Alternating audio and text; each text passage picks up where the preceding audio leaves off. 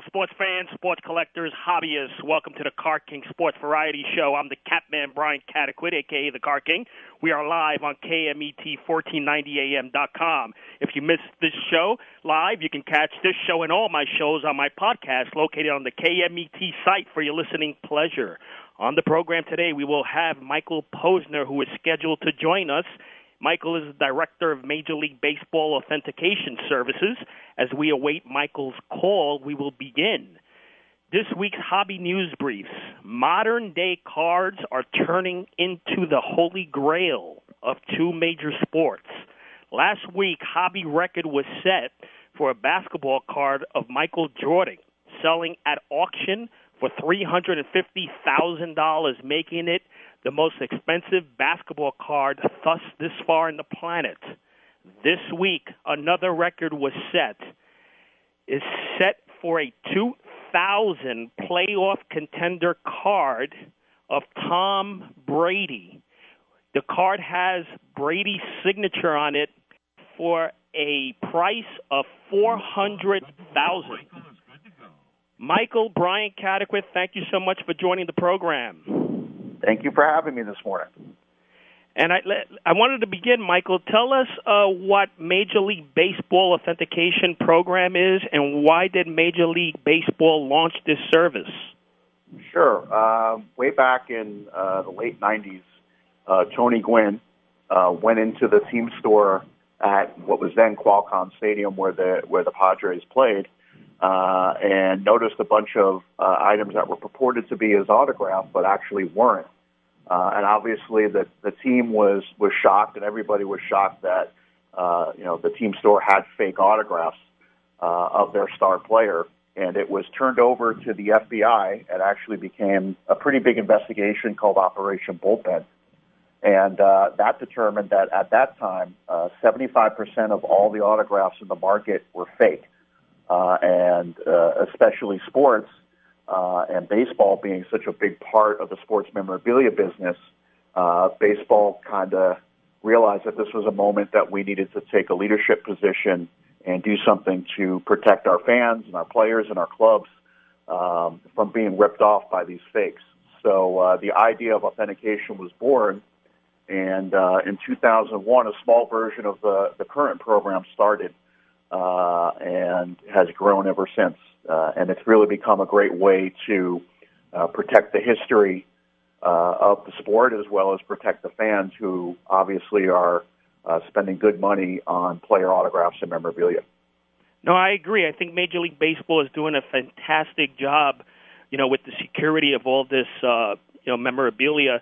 There's a lot of forgery in the business, so you guys are acting like a police to this type of industry, and I think it's a fabulous job.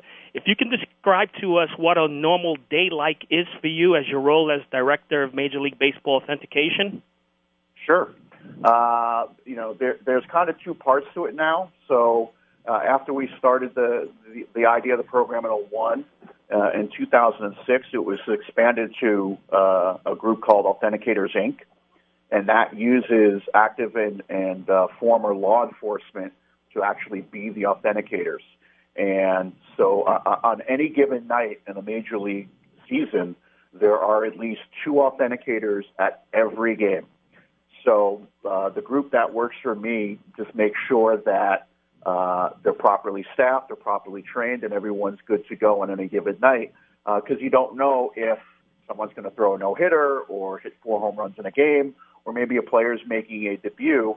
And that's the type of thing that we want to make sure the authenticators are in place for. So the whole team is really focusing on, making sure the people are in the right place and are ready to go and have all the information they need to do everything. On the other side of that, Authenticators Inc. is actually reaching out into other industries.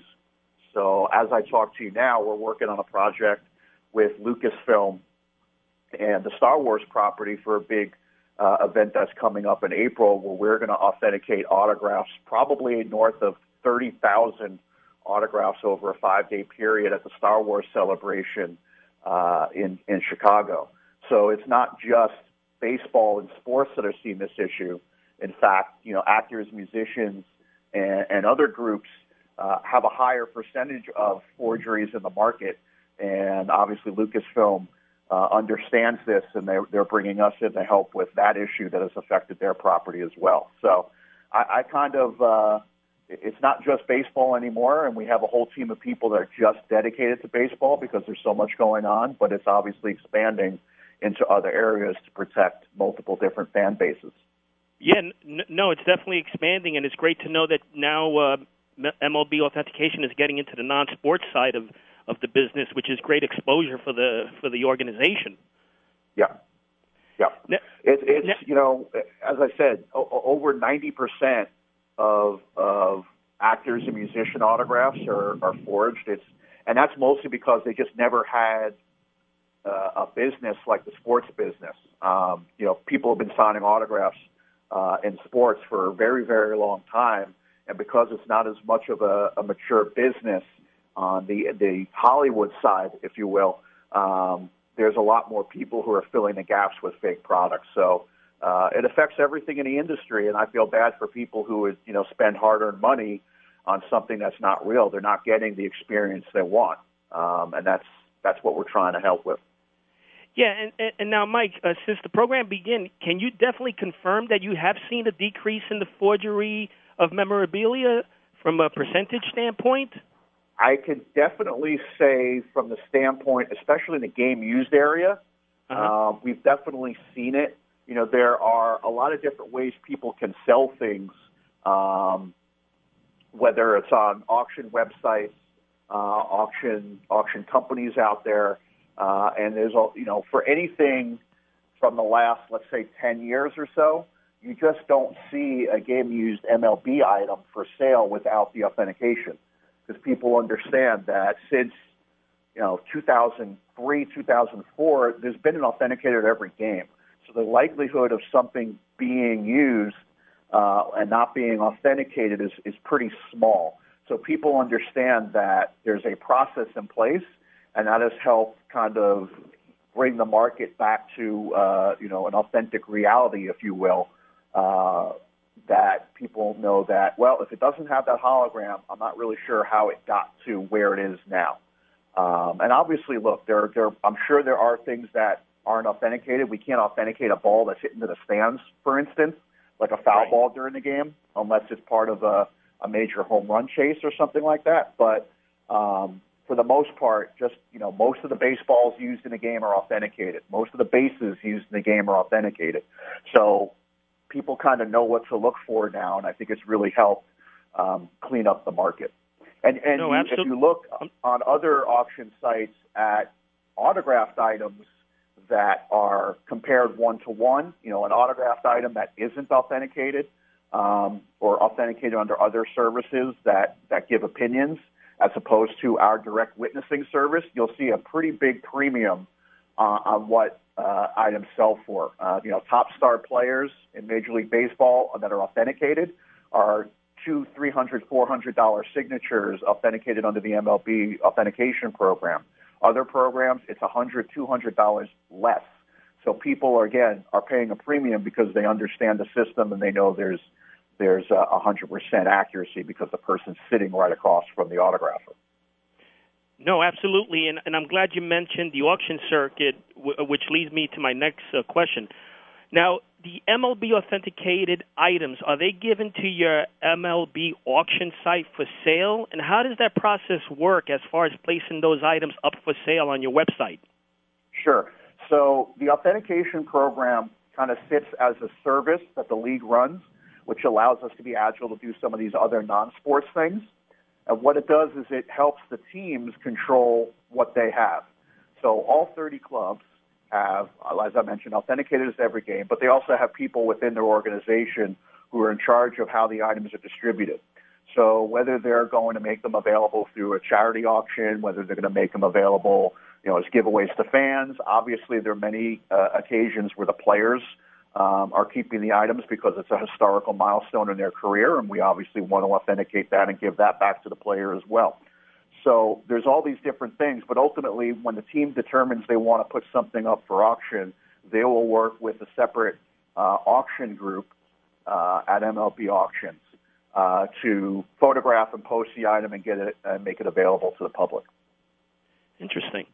Do you find that there's competition in the sale prices for merchandise between merchandise that has been confirmed authentic by Major League Baseball versus companies such as, for example, Mears, which is a company in our industry that authenticates game-used equipment? Do you feel that there's competition, or does MLB stand on its own?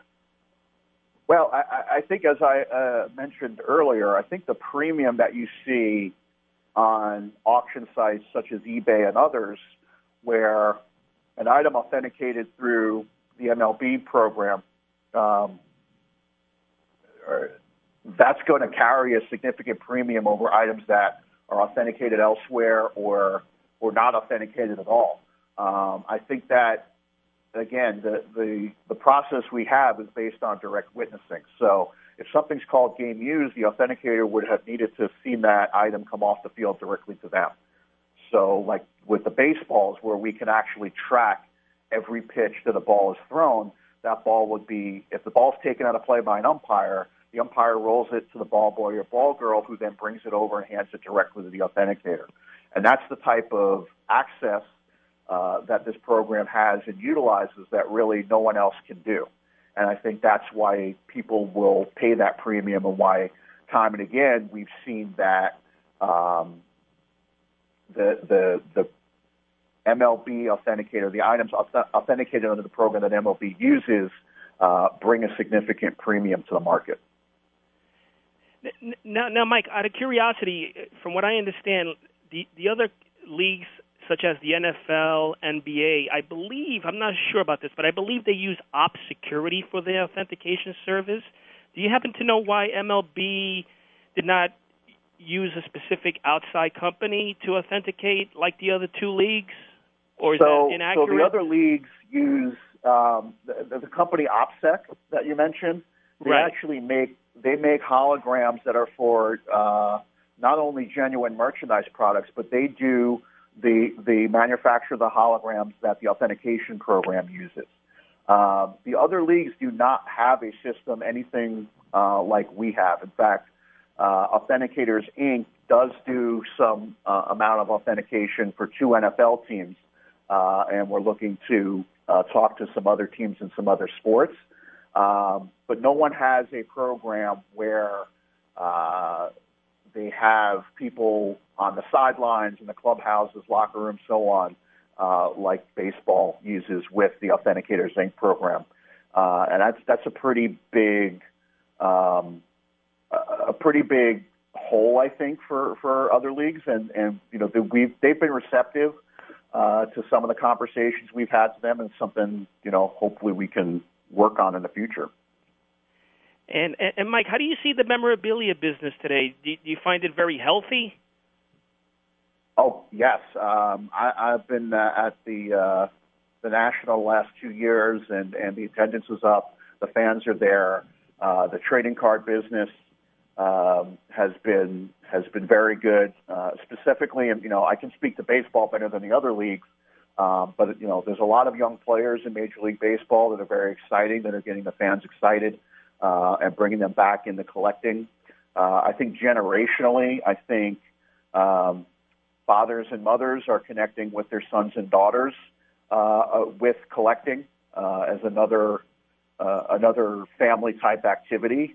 We definitely see that on the trading card side, and I think you know, having the memorabilia available in stadium like baseball does is a great way to connect fans to the game. You know, if I go back to, you know, 12-year-old, 13-year-old, 14-year-old Michael Posner, I probably would have been spending some of my allowance and some of my weekend work money on, you know, getting a game-used baseball that may have been used by one of my favorite players growing up. So it's just another way to enhance the fan experience and connect fans to what's going on at the ballpark that is, as of now, is unique to baseball, and I think is a great thing that we can offer.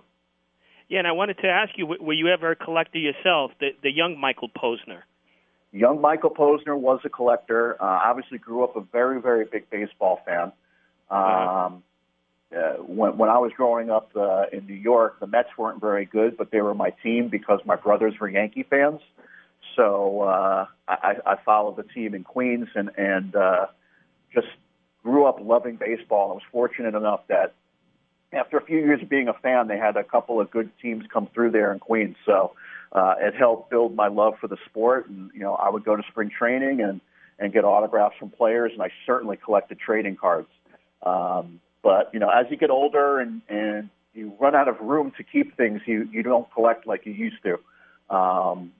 But it's something that I still enjoy, opening up a pack of cards with my nephew and my niece and kind of spreading the love of the sport and how it can connect people.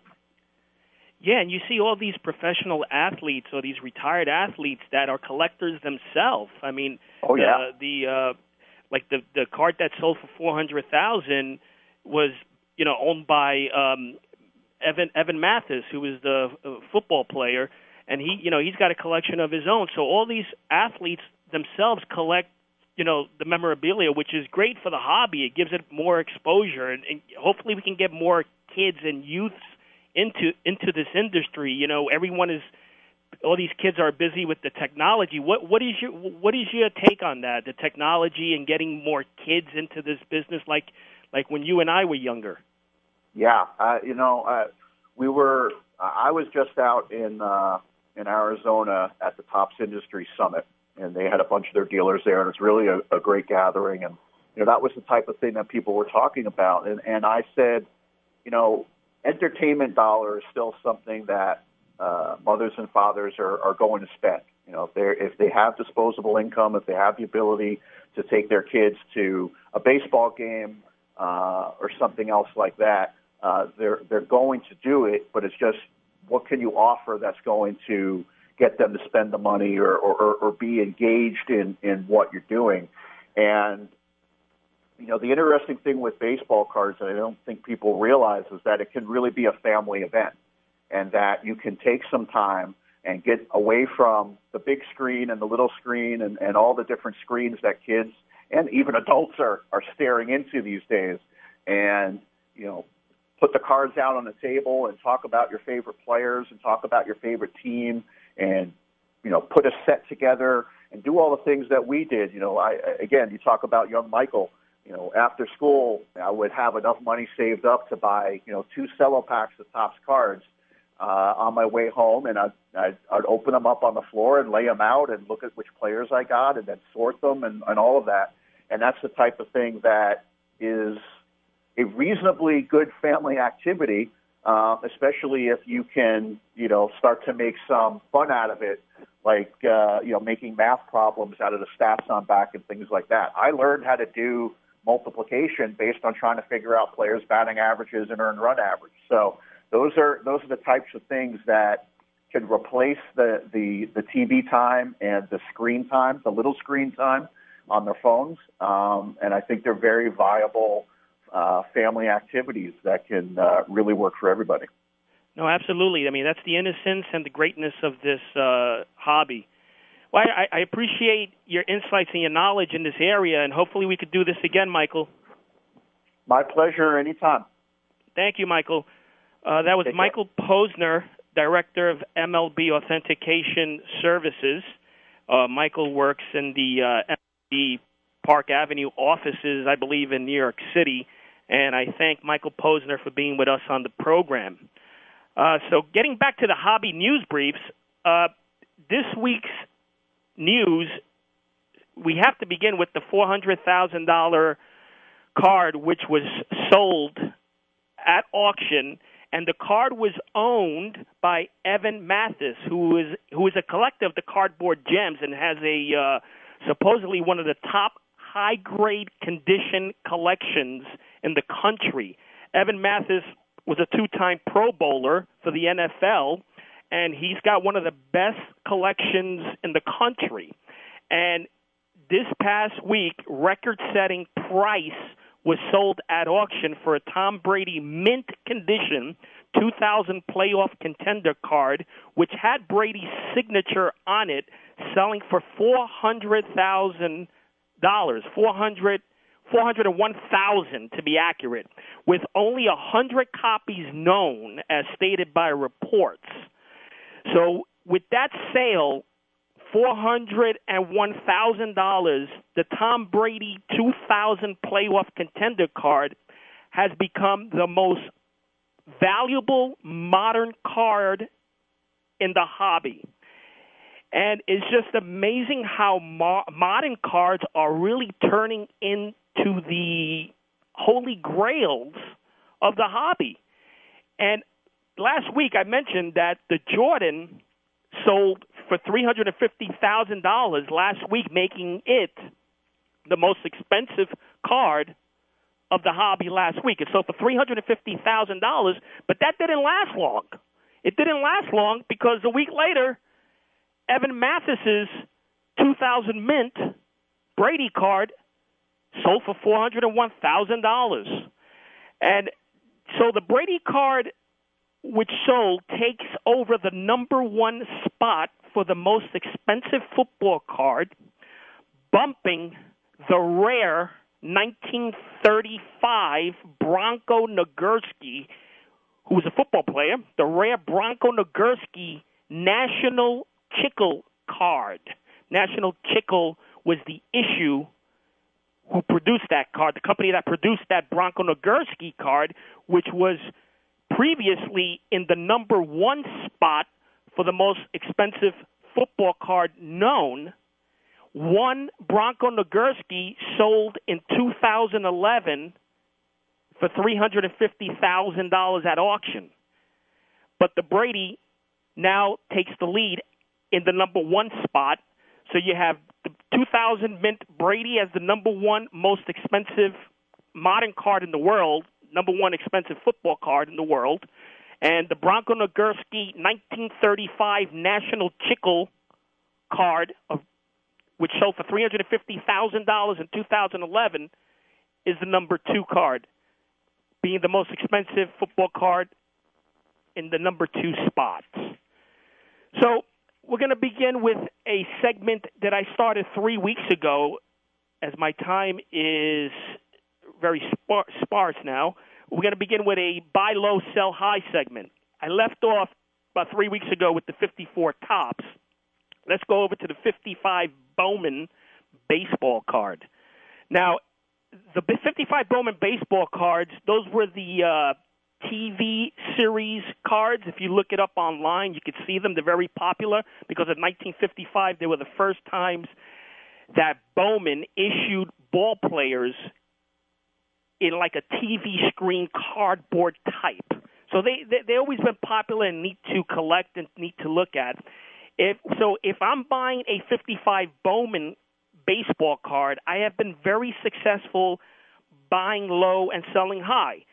If you're going to buy an EX condition, excellent mint condition 55 Bowman card, I would pay within the $3-4 range, and I would sell them for about $9 online, so you can make a little profit there.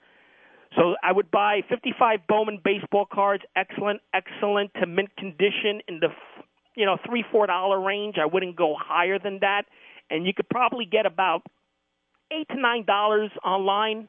I've been lucky getting $9 online. The more 55 Bowmans you find, the more 55 Bowmans you buy at the price that I stated, then you can make a profit. We go over to the 55 tops. 55 tops has always been popular. Those are the horizontal issue type cards. It has Sandy Koufax rookie. And I got to tell you this story about Sandy Koufax. Now, as I mentioned in my first program, I worked at the hotel business, and one of my memories that I won't forget was about 12 years ago. I was working at a hotel, and there was a charity fundraiser for the Joe Torre Foundation in Westchester County. And we had all these athletes checking in for that foundation charity event. And all of a sudden, a person at the front desk tells me that Sandy Koufax just made a reservation. And I was like, Sandy Koufax? So I was working as an operator. I kept looking at the lobby to see Sandy Koufax's entrance into the hotel. And sure enough, I see Sandy Koufax waiting online. And this is about, I would say, like 13, 14 years ago. And I see the great Sanford Koufax waiting online. So I immediately went over to the front desk, and I had the opportunity to check in Mr. Koufax. And I'm going to tell you that Sandy Koufax was in front of me in my presence as I was checking the great Sandy Koufax in, and I was literally sweating. And I said, Mr. Koufax, do you know that I own your rookie card from 1955? Do you know I own your rookie card from 1956? And you know what Sandy Koufax told me? He told me, wow, you must be a rich man. And then I handed over a stationery envelope, and I asked him if he can sign it, and he was so graciously willing to sign my envelope. And I still have that envelope today. So I was literally sweating being in the presence of the great Sandy Koufax. I mean, this guy pitched the mantle. The greatest pitcher. He's from Brooklyn, where I'm from. I'm from Brooklyn. And it was such a great honor. Well, we're out of time. I thank you, Michael Posner, for being on the program. Until next week, happy collecting to all.